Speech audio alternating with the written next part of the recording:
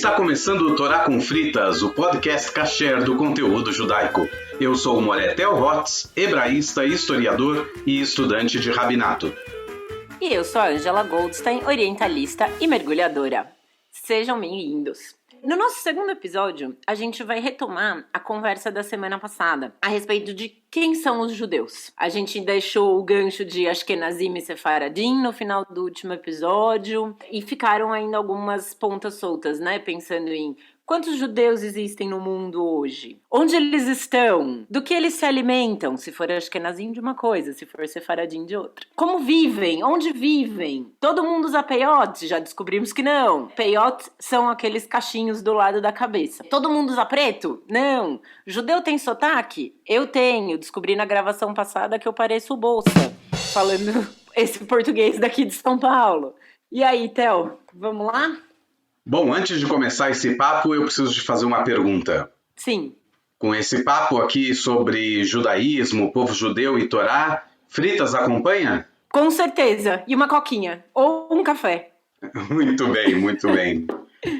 Muito bem, essa pergunta é fantástica. Afinal de contas, cada pessoa que vai entrando em contato com o judaísmo vai descobrindo que existem outras portas, né? Cada informação vai levando a outras 2, 3 informações. E uma das informações é essa. De repente começam a ouvir falar sobre Ashkenazim e Sefaradim. O que são Ashkenazim e Sefaradim? Basicamente, essa é uma referência geográfica cultural. Os Ashkenazim, depois da expulsão dos judeus do Império Romano, depois da destruição do Templo de Jerusalém, os judeus se espalharam por várias partes do mundo, como a gente falou no episódio passado, e um grupo grande foi se fixando no centro da Europa, na região do Vale do Reno. Por volta do século X, já essa população é muito grande, e essa terra é chamada em hebraico de Ashkenaz. Então, o judeu Ashkenazi é aquele que vem dessa região. Com o passar dos tempos, essas populações foram imigrando mais para o leste europeu, em direção à Polônia, em direção à Lituânia, à Rússia e outros países do leste, e, portanto, aí se encontram os judeus Ashkenazim. E os judeus Sefaradim são basicamente os judeus que foram colonizando, digamos assim, a palavra certa não seria colonizando, mas acabaram se concentrando mais ali na região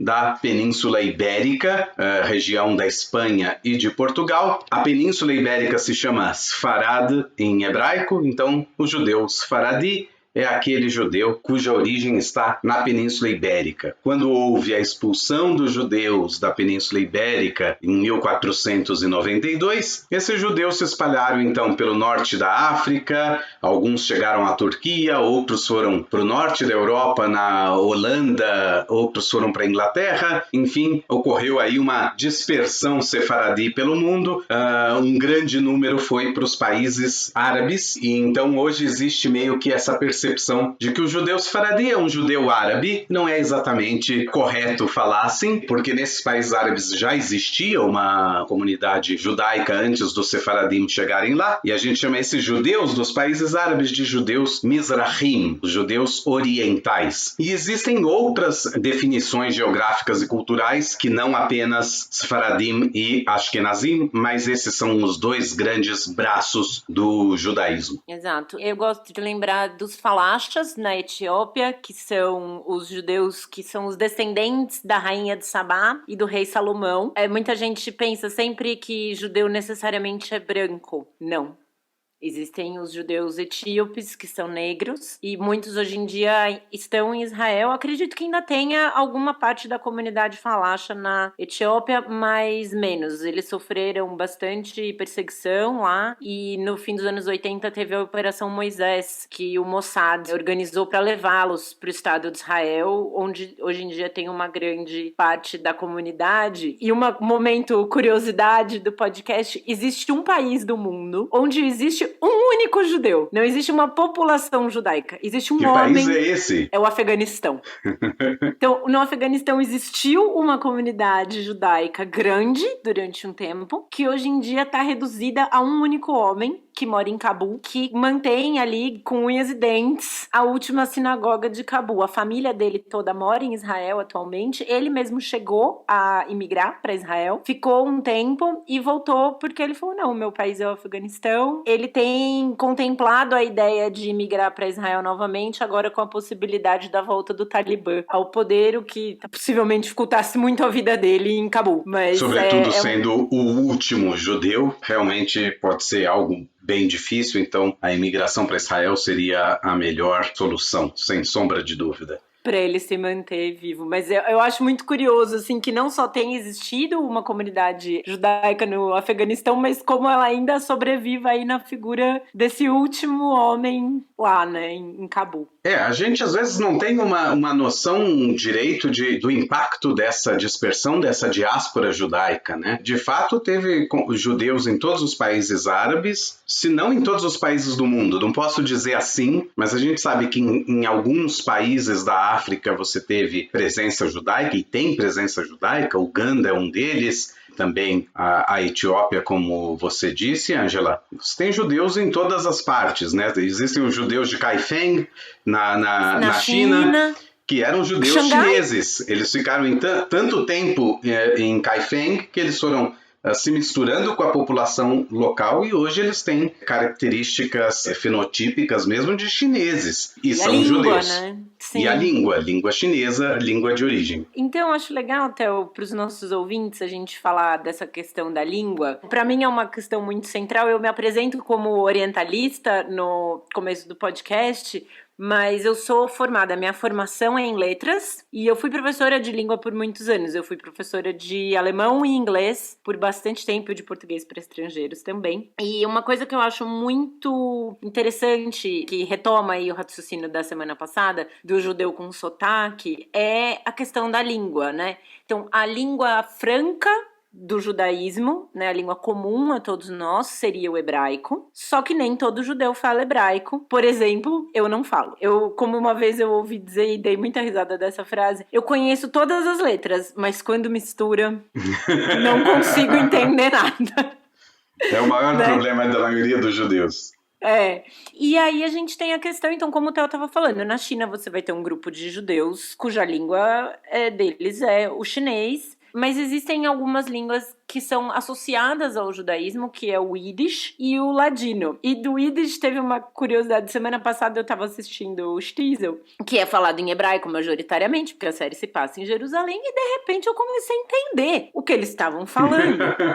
E falei, gente, nossa, mas como já consegui aprender hebraico só de ver a série? E aí eu me dei conta de que eles estavam falando Yiddish, que é uma língua muito semelhante ao alemão. E aí, o que a gente pode falar para os nossos ouvintes, Theo, a respeito do Yiddish, do ladino, do hebraico? Como isso acontece no mundo judaico? Bom, basicamente a história do Yiddish, ela remonta ali por volta do século X, século XI, no centro da Europa, onde a língua era o alemão medieval. Esses judeus não são cidadãos, como a gente falou na semana passada, né? Não existe essa noção dos judeus como cidadãos daquele país, mas sim como estrangeiros ali. Mas eles falam aquele idioma, aquele alemão medieval, misturado com alguns termos em hebraico, porque são termos específicos do judaísmo. Eles falam sobre judaísmo no seu dia a dia. Como durante a Idade Média, a população toda da Europa, quase toda, majoritariamente, a população da Europa é analfabeta e não existe conhecimento de escrita e de leitura, mas os judeus conhecem o alfabeto hebraico, eles passam a usar o alfabeto hebraico para escrever essas palavras em alemão medieval e esses hebraísmos nessa língua. Então, para o olho destreinado, quando ele pega um texto escrito em Yiddish, parece que está escrito em hebraico, mas não, se ele lê, vai sair palavras em alemão ali, ou alemão medieval. Mas, de fato, dá para entender. Muitas vezes um falante do Yiddish consegue entender um falante do alemão e vice-versa. Existem dificuldades aqui e ali de pronúncia, mas, em geral, se entende boa parte. Tem uma diferença, e aí falo como professora de alemão agora, né? Tem uma diferença de pronúncia em algumas palavras. Então, por exemplo, em alemão, bom fala-se gut. Em hebraico fala-se git. Então, em Yiddish. Em Yiddish, desculpa, errei. Errou. Em Yiddish fala-se Git e em alemão falaria-se Gut. Então tem um pouco essa diferença, mas tem uma diferença na estrutura gramatical. Eu percebi isso. A diferença na estrutura gramatical é do alemão, uma coisa que brinca muito, né? Que as pessoas brincam, falar, o alemão parece o mestre Yoda falando. Porque o verbo no alemão, ele vai pro fim da frase. A estrutura gramatical do alemão, em geral, leva, dependendo do que se usa, das palavras usadas no começo da frase, leva-se o verbo para o fim da frase. No Yiddish, não necessariamente. Eles têm uma estrutura gramatical mais parecida com a nossa do português, que seria sujeito, verbo, objeto, nessa ordem SVO. E no alemão é sujeito, objeto, verbo. Tem essa SOV, essa regra diferente. Então, dá pra entender. Seria possível ter uma conversa, talvez não muito profunda, mas uma conversa mais de dia a dia, assim, entre um falante de alemão e um falante de Yiddish. Mas aí vão ter as diferenças de vocabulário, que às vezes aparecem algumas palavras em hebraico que a gente não conhece, né? Então, por exemplo, família em alemão é Familie, bastante parecido com o português. Em hebraico, família é mishpachá e em Yiddish é mishpucha, que é parecido com mishpachá. Então, eles vão falar, em alemão você falaria meine Familie, e em Yiddish eles falam mein mishpucha. Então, às vezes, pode ter uma dificuldade aí de vocabulário, né? Por causa dessa importação de palavras hebraicas mesmo para o Yiddish. Existem outras diferenças, além da estrutura gramatical, diferenças na pronúncia mesmo. Você tinha falado mein e depois, quando você falou em Yiddish, falou mein. Exatamente, essa é uma típica diferença que existe. Boa parte do que é ei no alemão é ei no Yiddish, às vezes oi.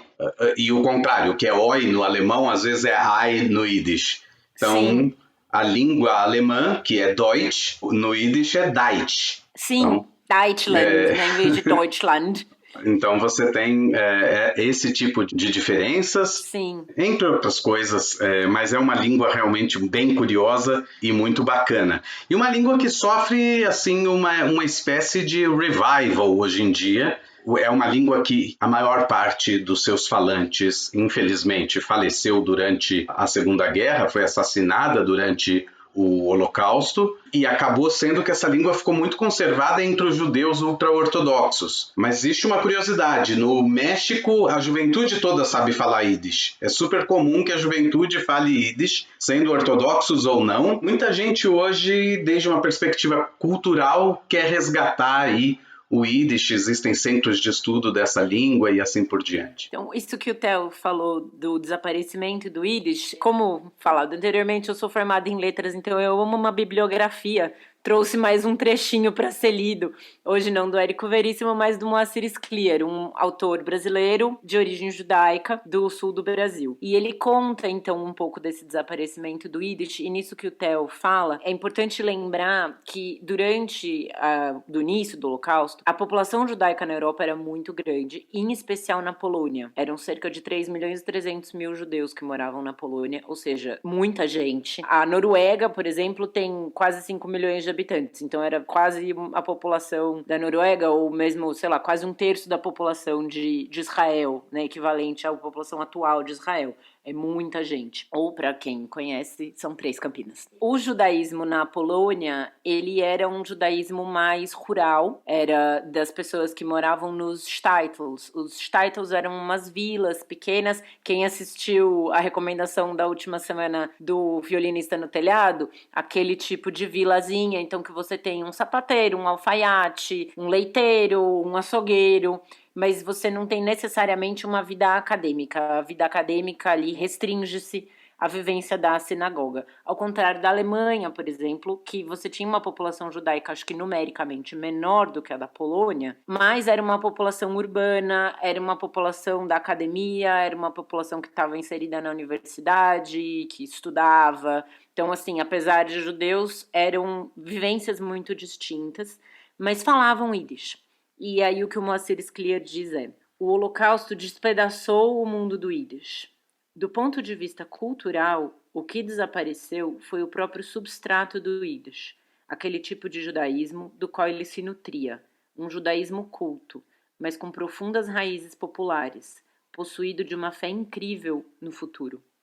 O Yiddish sobrevive agora unicamente num país chamado Memória.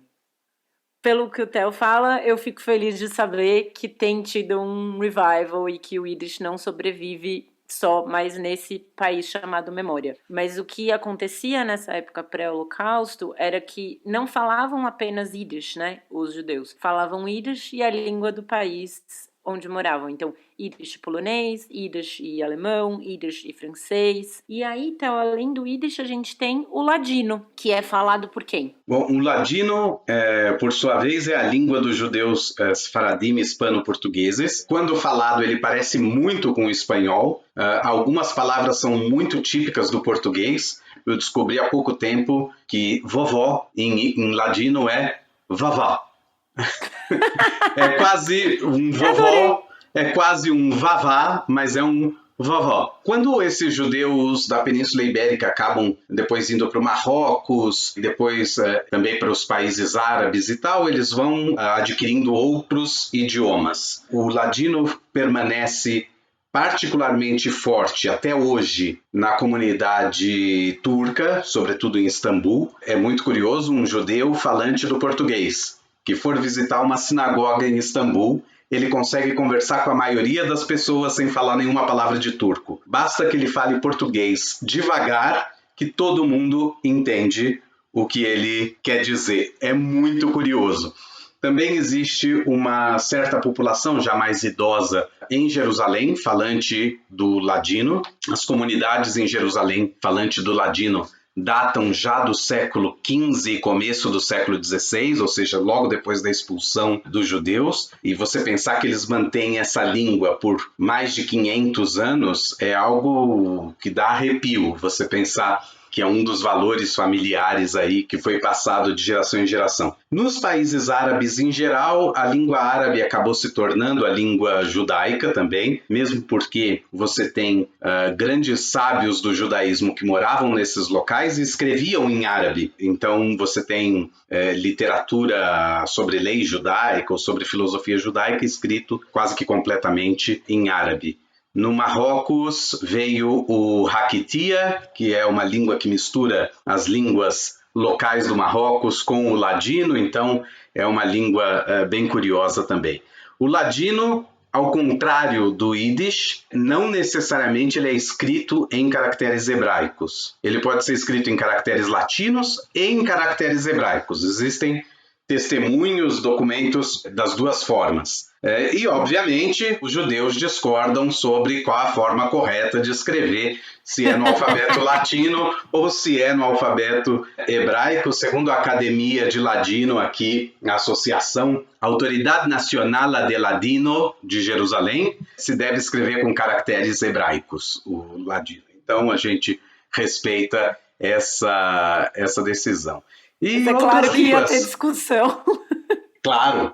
E outras línguas também existem. A gente falou sobre essas disposições geográficas e culturais dos judeus. Ainda quando existia o segundo templo de Jerusalém, já havia uma comunidade judaica se fixando em Roma e arredores. E dali essa comunidade vai desenvolvendo um idioma que no começo, naquele momento, era o grego e o latim, e que com o passar dos séculos vai se formando o italiano e em paralelo a língua judaica italiana, que é o Badito. O Badito, quando é falado, ele parece italiano em muitas coisas, a exemplo do Yiddish parece o alemão, mas tem um monte de hebraísmos também. Então, existia uma língua chamada provençal, que era um judaico provençal, na verdade esse é o nome dele, que era ali na divisa da França com a Espanha. Ali também os judeus falavam uma língua específica e tudo isso vai ganhando características próprias, né? Embora sejam testemunhos medievais daquelas línguas, eles ao mesmo tempo acabam ganhando uma cara muito judaica por conta sempre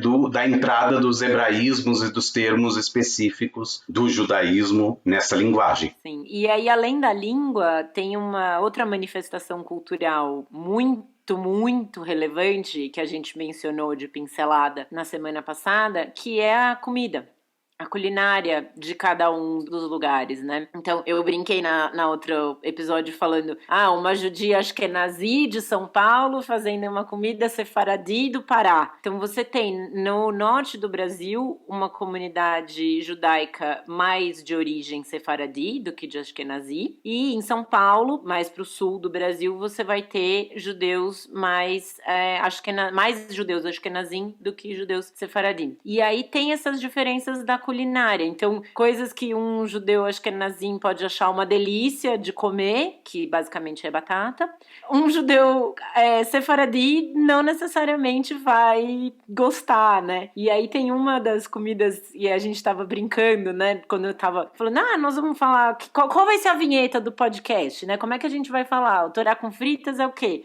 E aí eu brinquei com o Theo, falei, a gente escreve o podcast mais gostoso do que gefilte fish. E ele falou, não, isso um sefaradi vai ouvir e vai falar, mas qualquer coisa é mais gostoso do que gefilte fish, né? Sem dúvida, eu adoro gefilte fish, mas... eu também. Mas judeus sefaradim com certeza não curtem o gefilte Vão torcer o nariz, provavelmente, né? E o gefilte fish, ele é um bolinho de peixe, faz-se com a carne moída do peixe e farinha, e aí você faz esse bolinho, cozinha ele, serve com uma rodelinha de cenoura em cima, e de acompanhamento do lado uma raiz forte, que não é a mesma raiz forte da comida japonesa, é um tubérculo mesmo, raladinho, não chega a ser apimentado, mas ele tem uma picância, assim, eu acho uma comida deliciosa, mas enfim, é uma questão de gosto e aí talvez um pouco de origem. Eu também, né? Eu curto muito. A comida sefaradi é muito rica de pastelicos, é muito rica de todo esse tipo de doçaria ou mesmo de salgados que são comuns na Península Ibérica. Então, realmente, tipos de pasteizinhos recheados, essas coisas são muito comuns no mundo sefaradi. Com essa diáspora sefaradi que vai para o mundo árabe, então muita coisa da culinária árabe passa a entrar para o mundo sefaradi, de modo que o judeu sefaradi, justamente do Marrocos, cuscuz marroquino, óbvio, faz parte da dieta dele, mas o judeu sefaradi da Hungria nunca tinha ouvido falar, ou da Bulgária, na verdade, desculpa a confusão, os judeus sefaradi da Bulgária vão conhecer muito mais essas espécies de pasteizinhos, né? Essa espécie de culinária com massas. Sim, tem as burecas, né? Burecas e assim por diante. Já se você for para o lado da Turquia e para o lado dos países árabes, a comida sefaradi são kebabs, são o falafel e assim por diante. Essas shawarma, são as comidas assim, típicas sefaradim desses locais. E em Israel, como você está no meio do Oriente Médio, essa acabou sendo a comida que acabou se tornando o tipo de comida mais comum do dia a dia, da dieta israelense, ao lado de saladas mediterrâneas, né? Todo tipo de saladas estilo grego, estilo romano que existe aqui é impressionante. É um povo que gosta muito de salada, come salada no café da manhã e assim por diante. Isso é o prato israelense de salada. E nas séries que a gente mencionou na semana passada, tanto no Shtisel quanto no Não Ortodoxa, dá para ver, assim, algumas dessas comidas, né, que a gente menciona, é possível de ver. No Shtisel, quando eles tomam café da manhã, eles estão ali comendo um tomatinho com pepino, e um ovinho, ou uma azeitona, que é uma coisa que pra gente no Brasil é um pouco esquisito, né? Comida de almoço, isso. Exato. É pré-comida de almoço. Exato, como dizia um amigo meu, é a comida da comida. Né? É a comida da comida, é a pré-comida. E aí, assim, eles mostram algumas outras comidas, acho que é no Shtisel, né? O gefilte fish e kugel tem também, né? Que eu chamaria de kugel por falar alemão, mas que eles falam kigel por ser Yiddish. Aqui voltando à questão da pronúncia, você comentou gut e git do Yiddish, mas também existe uma disputa no Yiddish entre o Yiddish polonês e o Yiddish lituano. Justamente o lituano fala Gut Shabbos, um bom Shabat, enquanto o polonês fala Git Shabbos, que é um bom Shabat também, um bom sábado para você. Então existe também uma diferença aí, a autoridade também internacional do Yiddish recomenda a pronúncia lituana para desespero dos poloneses, que justamente eram a maior parte dos falantes do Yiddish. No qual eu me incluo! Eles ficam desesperados. Como assim a pronúncia oficial é a lituana? Não! Mas justamente por aquilo que a Ângela comentava. Na Lituânia você tinha uma população também rural, mas você tinha ali na Lituânia o grosso dos rabinos e dos estudiosos nas áreas urbanas e nas áreas acadêmicas. Então ali você pode dizer que tem um Yiddish mais sob controle, né?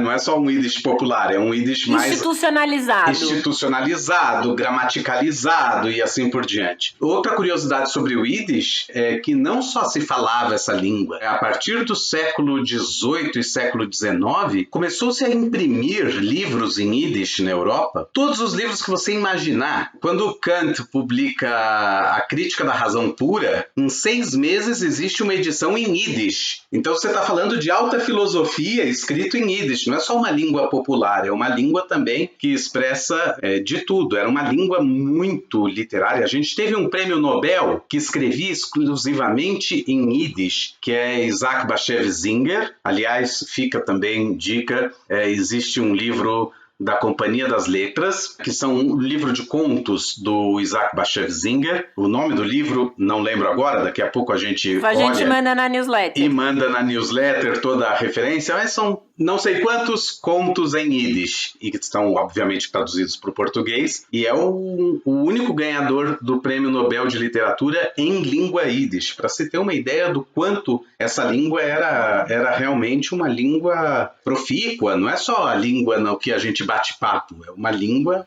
fundamentada, com produção cultural e tudo. Você estava falando que traduziram o Kant do alemão para o Yiddish, e aí eu ia brincar que só é possível filosofar em alemão, agora uma boa discordância só é possível fazer em Yiddish. Em Yiddish, com certeza. Vários livros do século XIX, desses mais famosos, foram editados quase que imediatamente em Yiddish. Também tem uma produção de teatro grande em Yiddish, que aliás serviu de caldo cultural aí, muitos judeus poloneses da área. Quer dizer, a gente falou dessa Polônia rural, mas a gente tem que lembrar que Varsóvia é o centro, com um número de judeus realmente incrível, e ali você tinha teatro, Yiddish e assim por diante. Ziembinski sai da Polônia e chega no Brasil, e o teatro do Ziembinski é considerado revolucionário e tudo mais, ele é basicamente teatro Yiddish, né? E que foi o caldeirão da maior parte dos grandes atores que a gente teve no Brasil a partir dos anos 50, justamente no boom da televisão. A gente pega ali, para quem gosta de teledramaturgia, eu gosto muito. É o nosso caso. Você pega a lista de elenco das novelas até o início dos anos 80 e a quantidade de judeus dentro desse elenco é enorme, e todos eles bebendo desse teatro Yiddish, dessa origem Yiddish, do amor pela arte cênica. Você menciona, né, da vinda do Ziembinski para o Brasil, né, de poloneses que vieram para cá, e aí isso me dá um gancho para a gente falar um pouco da dispersão dos judeus pelo mundo e de como a população judaica está distribuída pelo mundo atualmente, que acho que é uma coisa interessante da gente pensar. E aí eu lanço uma pergunta para os ouvintes, que respondam aí em voz alta, se tiver, não é para estar fora de casa, mas se fosse em tempos normais, podia falar alto no metrô, não ia ter problema. Mas respondam aí pra gente, onde está o maior número de habitantes judeus no mundo? Onde tem a maior população? Em que país está a maior população judaica? Tempo! E aí, Theo? Pois é. É uma questão também sujeita a uma discussão, uma discordância, né?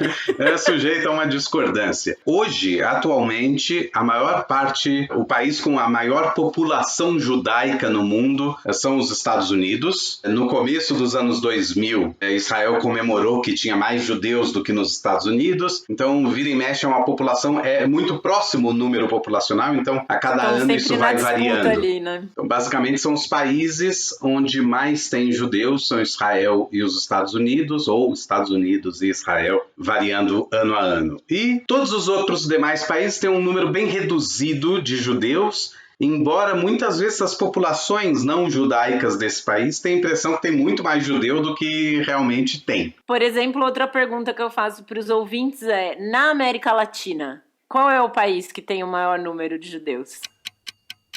Tempo! Argentina. A Argentina tem o maior número de judeus, já chegou a uma população de 500 mil judeus, é uma população muito grande, hoje bem diminuída, sobretudo devido à imigração para Israel. Muitos argentinos imigraram para Israel. Existe um número considerável também no Uruguai, no México, existe uma comunidade na Colômbia. Curiosamente, a comunidade sefaradi da Colômbia fica num bairro de Bogotá chamado Antioquia, que é tipo Turquia, né? Então, curiosamente, não foi de propósito que eles foram para esse bairro, mas ali se encontra a população sefaradi. O Brasil tem um número interessante de judeus, o Peru tem judeus. Somos cerca de 180 mil, né, no Brasil. Olha, tá vendo? Todo mundo acha que tem muito mais judeu no Brasil do que realmente tem. Somos poucos. Faz uns 20 anos que a gente repete que tem 120 mil judeus, mas todos os censos que a comunidade já tentou fazer não chegou a 100 mil. Não chegamos a 100 mil judeus no Brasil. Eu tinha visto 180 há pouco tempo, mas então, posso estar enganada. A estimativa é entre 90 mil e 100 mil judeus no Brasil. Eu estava otimista aqui dobrando. Praticamente dobrando. De 90 mil para 180 mil é dobrar. Mas de Buenos Aires tem uma curiosidade muito legal, porque a comunidade de Buenos Aires era muito expressiva. Eles têm uma yeshiva rabínica lá, né? Tem um colégio, um centro de formação de rabinos em Buenos Aires. É o único da América Latina, se eu não me engano. Isso é uma coisa...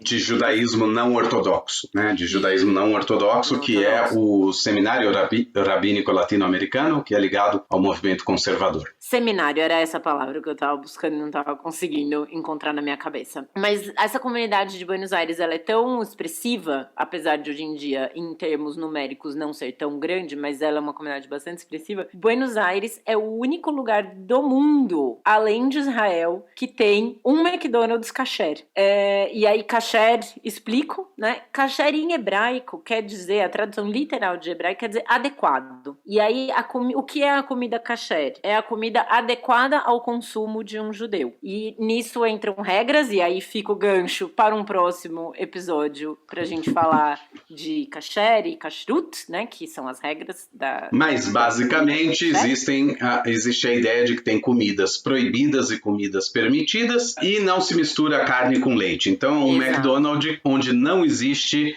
cheddar McMelt, não existe cheeseburger de qualquer espécie, McDonald's onde o Big Mac não tem queijo, né? Então são dois... Não pode fazer propaganda aqui.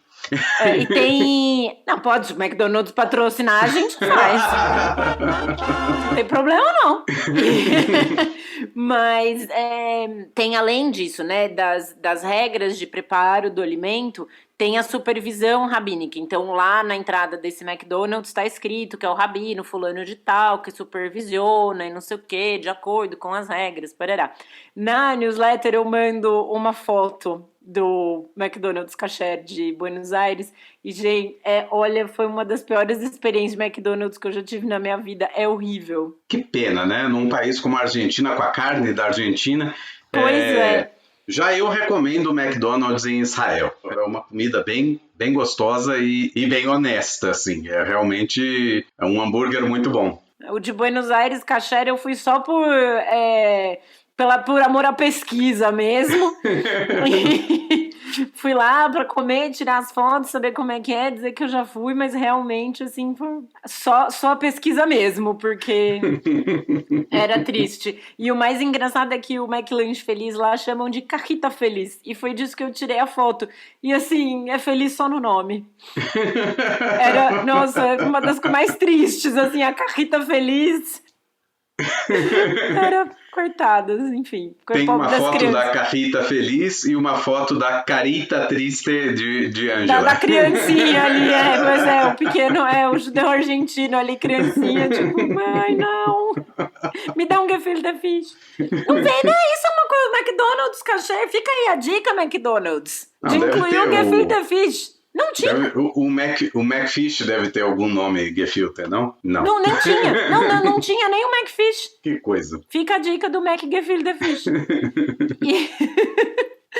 Né? Com isso, acho que a gente pode, né? Com essa anedota, acho que a gente pode encerrar o episódio de hoje e deixar o gancho para os próximos, né? E antes de subir os créditos, a gente queria deixar algumas dicas de filme relacionadas ao tema de hoje, lembrando que a lista desses filmes vai ser enviada junto com a newsletter, e também dos livros, o livro do Singer, que o Theo mencionou, e o livro do Moacir Scliar vão estar também na newsletter. O primeiro filme que a gente quer indicar é uma animação de 2006, se eu não me engano, chamada O Gato do Rabino, que se passa na Argélia, na década de 1920. Então, para mostrar aí um pouquinho dos judeus sefaradim. E esse filme é uma graça, e nele o gato do Rabino, pro espanto de todo mundo, começa a falar, e ele tem um desejo muito peculiar. Ele quer realizar o seu bar mitzvah, que, enfim, em breve falaremos a respeito do que é o bar mitzvah. O segundo filme da lista é um filme israelense, de 2006, chamado Um Herói do Nosso Tempo, que conta a trajetória de um menino etíope que migra para Israel nos anos 90. Ele é resgatado pela Operação Moisés, realizada pelo Mossad, e ele chega em Israel, e é um filme, como é que falam, a jornada do herói, né? Então tem ele desde pequeno, um pouco na adolescência e a vida adulta. É um filme lindíssimo, vale muito a pena assistir. E o terceiro filme é um que tá na Netflix. Em português eu não consegui achar o nome, na Netflix eu achei apenas em inglês. The Awakening of Moti Wolkenbruch. É um filme de 2018 que se passa na Suíça e conta a história de uma família ashkenazi morando em Zurique, uma família ortodoxa. É uma comédia, ele é bem bonitinho. E aí tem lá todas as divergências do Moti com a mãe e o pai e a vida dele. É uma família ortodoxa, não ultra ortodoxa, tanto o menino estuda economia na faculdade e tudo mais. É um filme bem bonitinho, assim, vale para um domingo à tarde. Theo, mais alguma recomendação? Mais alguma outra coisa que você queira falar? Apenas um detalhe, o livro do Isaac Bashev Singer se chama 47 Contos de Isaac Bashev Singer. Muito bem. E aí vai estar tudo na newsletter escrito bonitinho. Então, a gente queria agradecer a companhia de vocês durante esse episódio do Torá com Fritas e dizer que vocês podem entrar em contato com a gente através do e-mail toracomfritas@gmail.com. O nosso Instagram é o Torá com Fritas. Vocês podem nos seguir no Twitter, @toracomfritas. Para não perder nenhum episódio, assina o feed nosso aqui no seu tocador de podcast preferido e aí você vai ser avisado toda vez que a gente publicar um novo episódio. Eu sou a Angela Goldstein, junto com o Theo Hotz, idealizadora e apresentadora do Torá com Fritas. O Alu é o nosso editor de som e intérprete da nossa música de abertura, a conhecida Ava Naguila. Para entrar em contato com ele e fazer a edição de áudio do seu podcast, é só procurar no Instagram pelo @oaludesempre ou @aluprodu. Muito obrigada, gente, e até uma próxima. Toda rabá, leitraot. Obrigado e até a próxima. Tchau, tchau.